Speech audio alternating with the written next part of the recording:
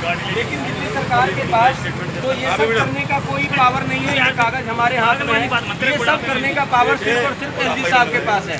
तो हमारे साथ अभी तक जो भी हुआ सर 13 महीने से सिर्फ राजनीति हो रही है और हमें रोजगार नहीं दिया जा रहा है। रोजगार इस वक्त 4 महीने का पोल्यूशन के ड्यूटी में हम लोगों को लगाया जा रहा है और 4 महीने के बाद हम फिर सड़क पे आ जाएंगे। उसके लिए हम मांग कर रहे हैं, हम जो वो कहें अपनी वादा को पूरा कर लें।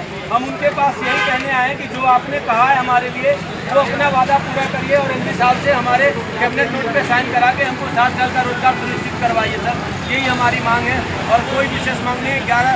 13 महीना हो गया सर, 13 महीने से लाचार सड़क पे दिन और रात, ठंडी गर्मी बरसात सब कुछ हमने सड़कों पे झेला है और आज भी हम सड़क पे बैठे हैं। हम हार थक गए तब गुप्ता जी के घर तक आए हैं। हम लोग राजघाट टावर हाउस पे बैठे हुए हैं। गुप्ता जी का घर रोहिणी में है, हम लोग रोहिणी आए हुए हैं।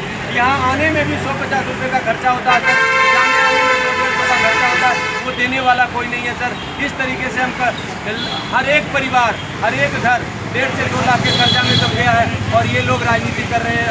ये दिल्ली सरकार को कह रहे हैं, दिल्ली सरकार इनको कह रही है। दिल्ली सरकार ने आप साफ स्पष्ट शब्दों में लिख दिया, ये 5 पेपर का नोट उन्होंने बना के दे दिया। एलजी साहब ने ये मीटिंग किए थे और इस मीटिंग में उन्होंने ये कहा था कि आपकी दिवाली काली होने नहीं देंगे और ये दिवाली के अवसर में 4 महीने का रोजगार किए हैं। ऐसे राजनीति, इतनी घटिया राजनीति हो रहा है। जब ये सारे कागज झूठे हैं सर, तो सच्चा कौन है? इस देश में इंसाफ कौन करेगा? जो इंसाफ देने वाला है वही नाइंसाफी कर रहा है इन 10,792 परिवारों के साथ। तो इंसाफ कौन करेगा? हमें इंसाफ चाहिए, हम इंसाफ मांगने आए, इंसाफ का भीख मांग रहे हैं इन लोगों से। ये जब इलेक्शन कहते हैं मेरे सर पे इलेक्शन है, मेरे सर पे तो परिवार का बोझ है। परिवार को कैसे झेले? रोजगार ही नहीं रहेगा तो परिवार कैसे चलेगा? आप तो चुनाव जीत जाओगे और आलीशान एसी में अपना सफर करोगे और हम लोग सड़क पे धक्के खा रहे हैं चंद रोजगार के लिए। जो रोजगार आपने हमारा जीवन का महत्वपूर्ण समय आपने ले लिया, 8 से 10 साल रोजगार करवाया, रोजगार करा के आज कह रहे हैं कि आपका एक काम नहीं करता है। श्रीमान जी, हमें कुछ नहीं चाहिए, जो हमको रोजगार दिया। अगर सिविल डिफेंस ये कहती है कि आप इमरजेंसी में काम करते हो, कर सकते हो, तो रोजगार क्यों दिया?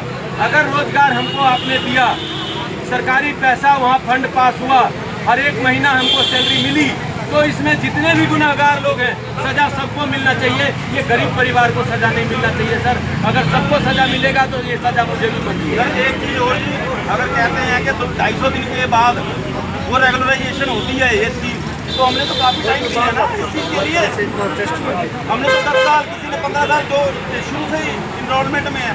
हम ये नहीं कहते हमारे को सिर्फ हमारे को रोजगार दीजिए, हमें 2-4 रोटी की लड़ाई के लिए यहाँ पे समझिए हमारी राजनीति का मोटिव नहीं है। विजेंद्र गुप्ता जी अभी नाकर नुकर कर रहे हैं, लेकिन बिना मिले हम यहाँ से जाएंगे नहीं। पुलिस हमारे पास दबाव बनाने का कोशिश कर रही है। पुलिस से अब हम डरने वाले हैं नहीं। हमारे पास खोने के लिए बचाए क्या है सर? तो जेल में रहेंगे, रोटी तो मिल जाएगा कम से कम। हम जेल जाने को भी तैयार हैं, लेकिन विजेंद्र गुप्ता जी जब तक आज जवाब नहीं देंगे हम यहाँ से जाने वाले नहीं।